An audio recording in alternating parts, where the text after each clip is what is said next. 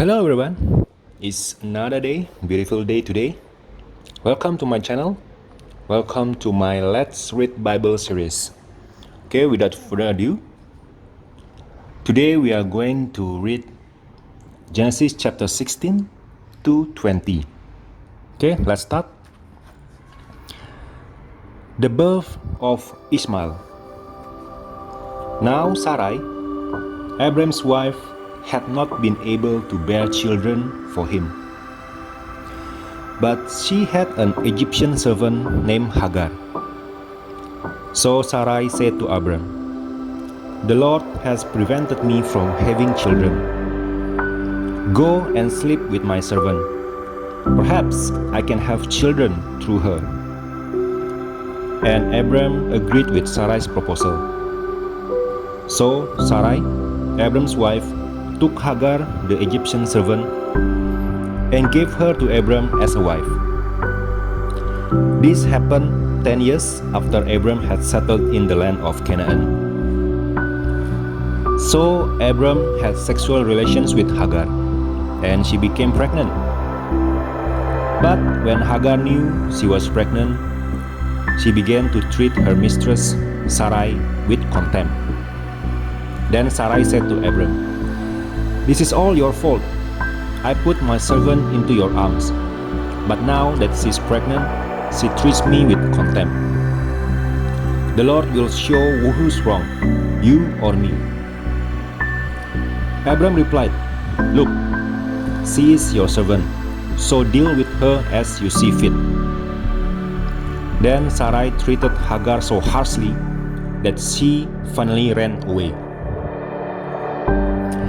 The angel of the Lord found Hagar beside a spring of water in the wilderness, along the road to Shur.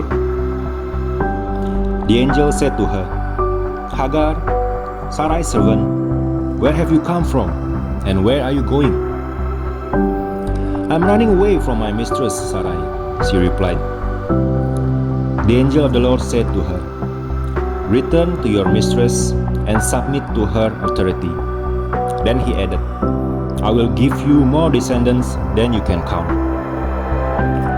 And the angel also said, "You are now pregnant and will give birth to a son. You are to name him Ishmael, which means God hears. For the Lord has heard your cry of distress. This son of yours will be a wild man, as untamed as a wild donkey. He will raise his fist against everyone, and everyone will be against him. Yes, he will live in open hostility against all his relatives." Thereafter, Hagar used another name to refer to the Lord, who had spoken to her. She said, "You are the God who sees me." She also said, "Have I truly seen the one who sees me?" So that well was named Bir Lahai Roi, which means well of the living one who sees me. It can still be found between Kadesh and Beret.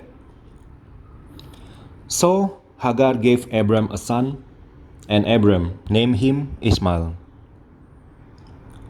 Abram was 86 years old when Ishmael was born. Abram is named Abraham. When Abram was 99 years old, the Lord appeared to him and said, "I am El Shaddai, God Almighty. Serve me faithfully and live a blameless life. I will make a covenant with you, by which I will guarantee you to give you countless descendants." At this, Abram fell face down on the ground.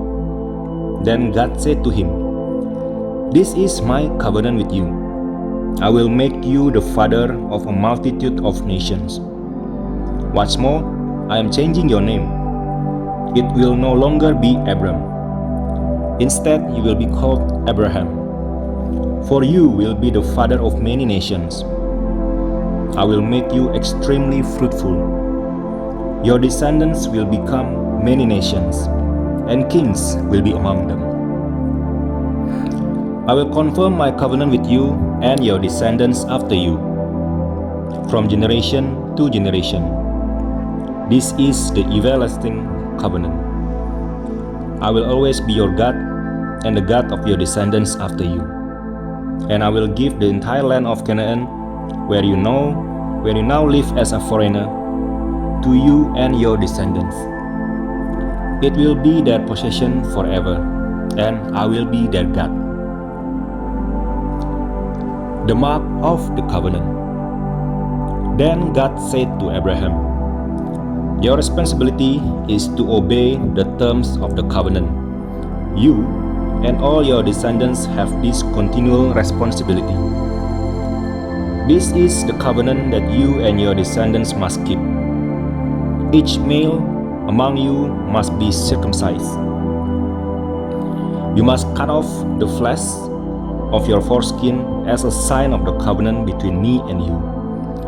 From generation to generation, every male child must be circumcised on the 8th day after his birth. This applies not only to members of your family, but also to the servants born in your household and the foreign-born servants whom you have purchased. All must be circumcised. Your bodies will bear the mark of my everlasting covenant. Any male who fails to be circumcised will be cut off from the covenant family for breaking the covenant." Sarai is named Sarah. Then God said to Abraham, "Regarding Sarai, your wife, her name will no longer be Sarai. From now on, her name will be Sarah. And I will bless her and give you a son from her. Yes, I will bless her richly, and she will become the mother of many nations. King of nations will be among her descendants." Then Abraham bowed down to the ground, but he laughed to himself in disbelief. "How could I become a father at the age of 100? He thought. "And how can Sarah have a baby when she is 90 years old?" So Abraham said to God, "May Ishmael live under your special blessing." But God replied, "No. Sarah, your wife, will give birth to a son for you. You will name him Isaac. And I will confirm my covenant with him and his descendants as an everlasting covenant. As for Ishmael, I will bless him also, just as you have asked. I will make him extremely fruitful and multiply his descendants. He will become the father of 12 princes, and I will make him a great nation.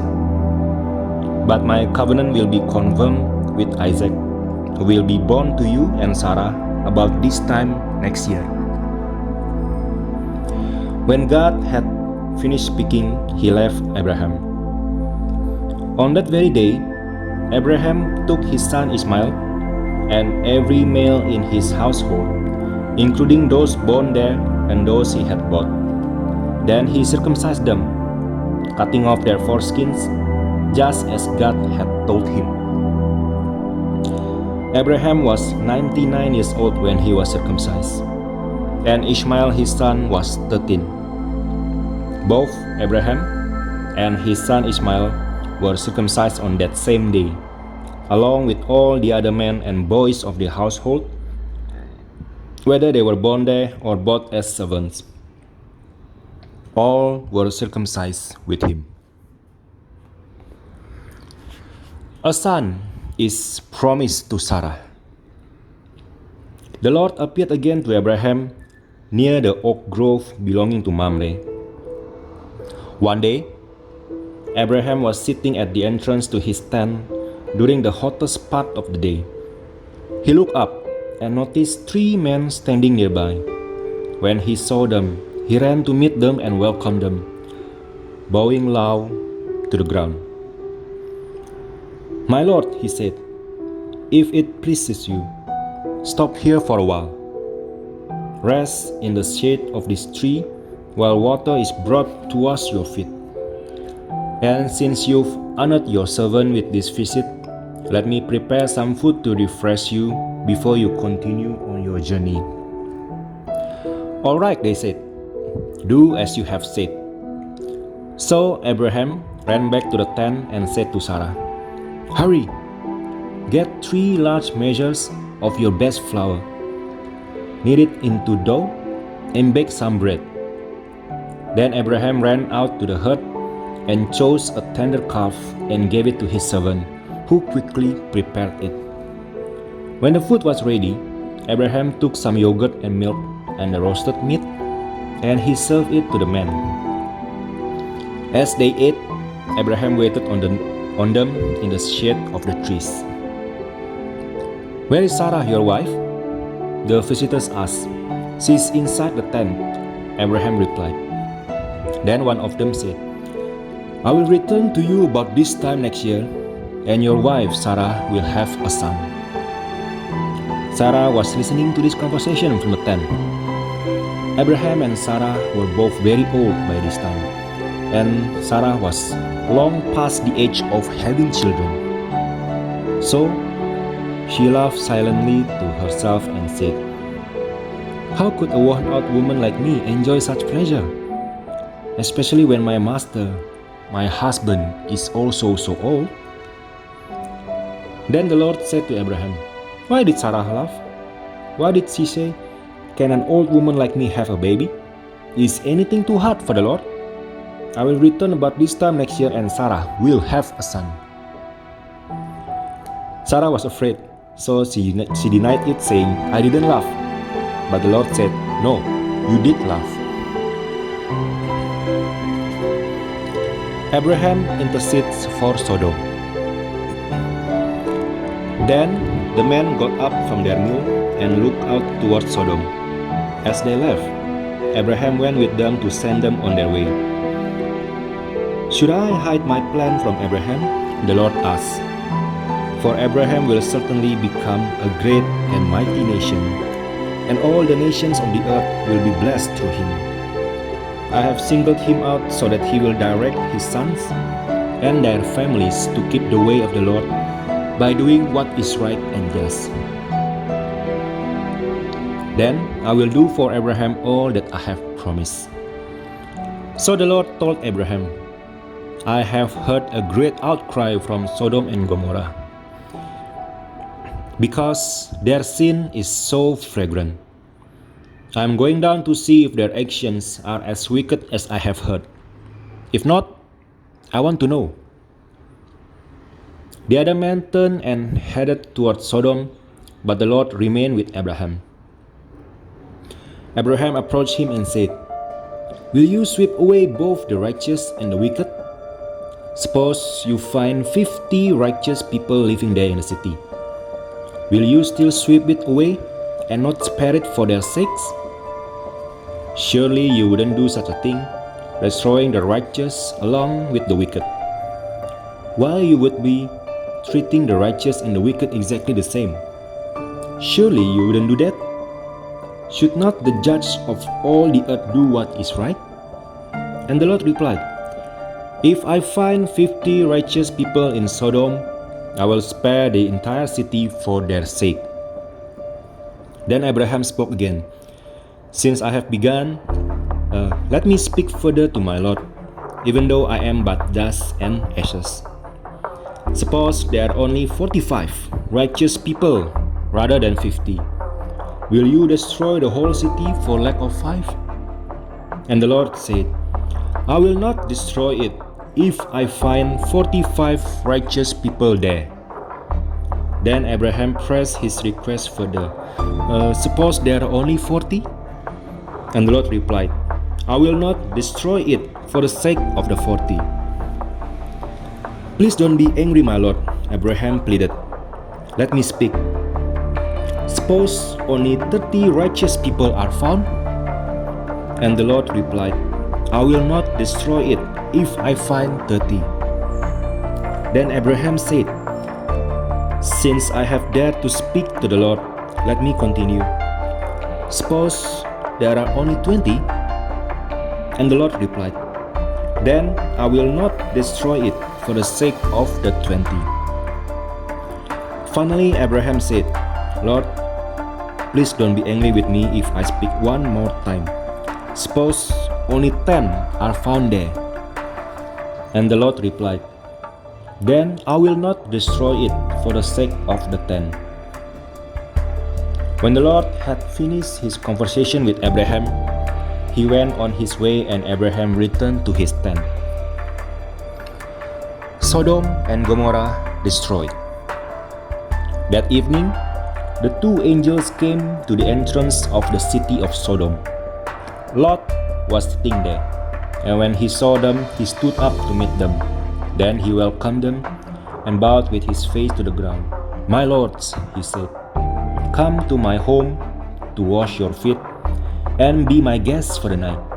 You may then get up early in the morning and be on your way again. Oh no, they replied.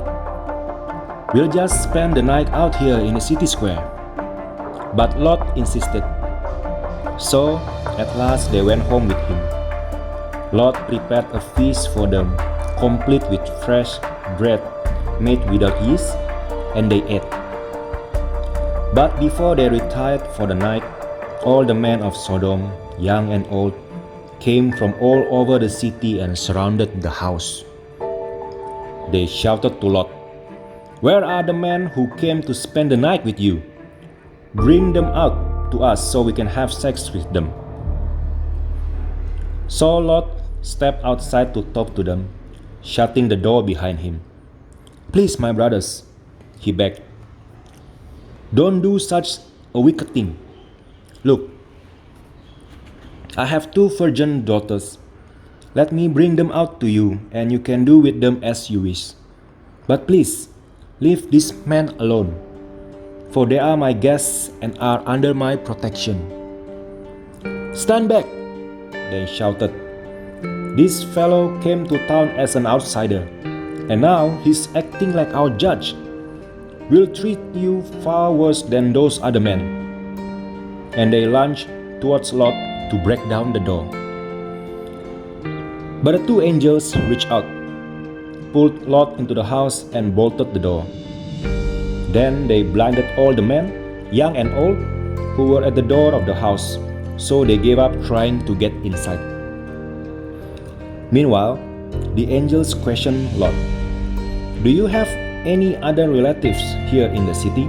They asked. Get them out of this place, your sons-in-law, sons, daughters, or anyone else. For we are about to destroy this city completely. The outcry against this place is so great, it has reached the Lord, and He has sent us to destroy it. So Lot rushed out to tell his daughter's fiancés, quick, get out of the city. The Lord is about to destroy it. But the young man thought he was only joking. At dawn the next morning, the angels became insistent. Hurry, they said to Lot. Take your wife and your 2 daughters who are here. Get out right now or you will be swept away in the destruction of the city. When Lot still hesitated, the angels seized his hand and the hands of his wife and 2 daughters and rushed them to safety outside the city. For the Lord was merciful. When they were safely out of the city, one of the angels ordered, run for your lives, and don't look back or stop anywhere in the valley. Escape to the mountains, or you will be swept away. Oh no, my Lord, Lot begged. You have been so gracious to me and saved my life. And you have shown such great kindness, but I cannot go to the mountains.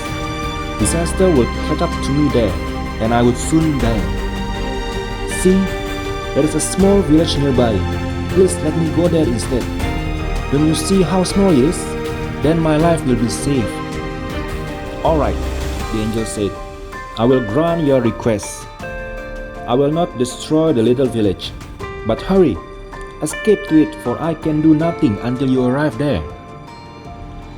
This explains why that village was known as Zoar, which means little place.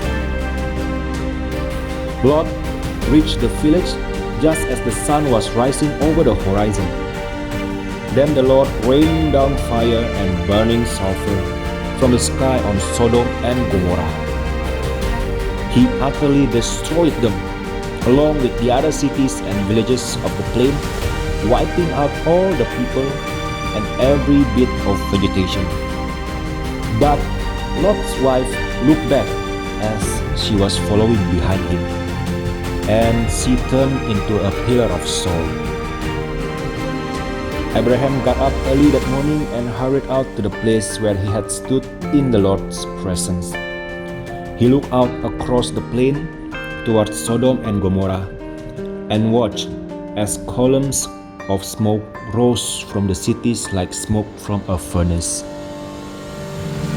But God had listened to Abraham's request and kept Lot safe, removing him from the disaster that engulfed the cities on the plain. Lot and his daughters. Afterwards, Lot left Zoar because he was afraid of the people there, and he went to live in a cave in the mountains with his 2 daughters.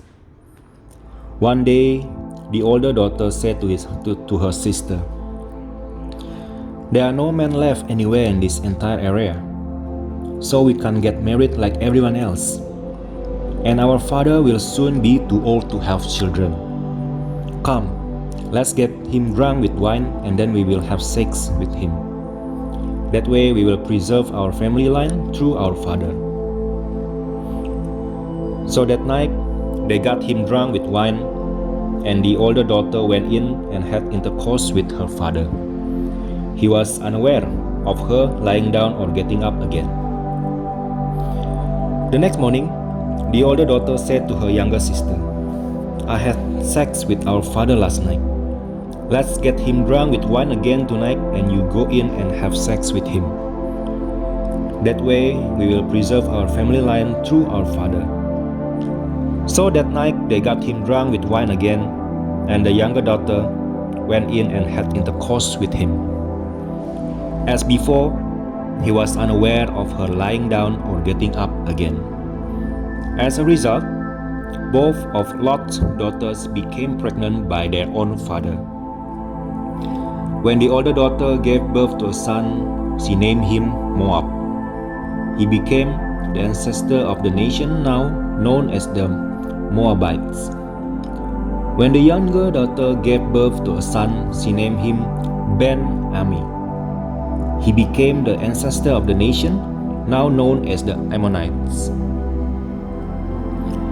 Abraham deceives Abimelech. Abraham moved south to the Negev and lived for a while between Kadesh and Shur. And then he moved on to Gerar.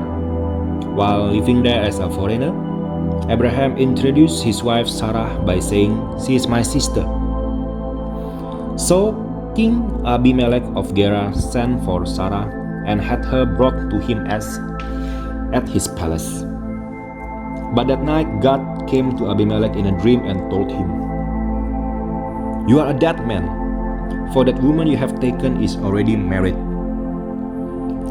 But Abimelech had not slept with her yet, so he said, "Lord, will you destroy an innocent nation? Didn't Abraham tell me she is my sister?"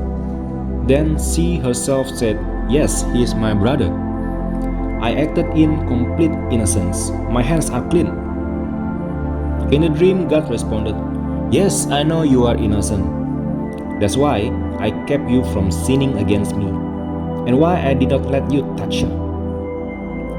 Now return the woman to her husband, and he will pray for you, for he is a prophet. Then you will live. But if you don't return her to him, you can be sure that you and all your people will die." Abimelech got up early the next morning and quickly called all his servants together. When he told them what had happened, his men were terrified. Then Abimelech called for Abraham. "What have you done to us?" he demanded. "What crime have I committed that deserves treatment like this, making me and my kingdom guilty of this great sin?" No one should ever do what you have done. Whatever possessed you to do such a thing?" Abraham replied, "I thought this is a godless place. They will want my wife and will kill me to get her. And she really is my sister, for we both have the same father but different mothers. And I married her. When God called me to leave my father's home and to travel from place to place, I told her, 'Do me a favor. Wherever we go, tell the people that I am your brother.' Then Abimelech took some of his sheep and goats, cattle, and male and female servants, and he presented them to Abraham. He also returned his wife Sarah to him. Then Abimelech said, 'Look over my land and choose any place where you would like to live.' And he said to Sarah, 'Look, I am giving your brother 1,000 pieces of silver in the presence of all these witnesses. This is to compensate you for any wrong I may have done to you. This will settle any claim against me, and your reputation is cleared.' Then Abraham prayed to God, and God healed Abimelech, his wife, and his female servants, so they could have children. For the Lord had caused all the women to be infertile because of what happened with Abraham's wife, Sarah." Okay, thank you everyone for reading the Bible together with me. We have covered Genesis chapter 16 to 20. See you again tomorrow for the chapter 21 to chapter 25. Have a good and blessed day today, and God bless. Thank you.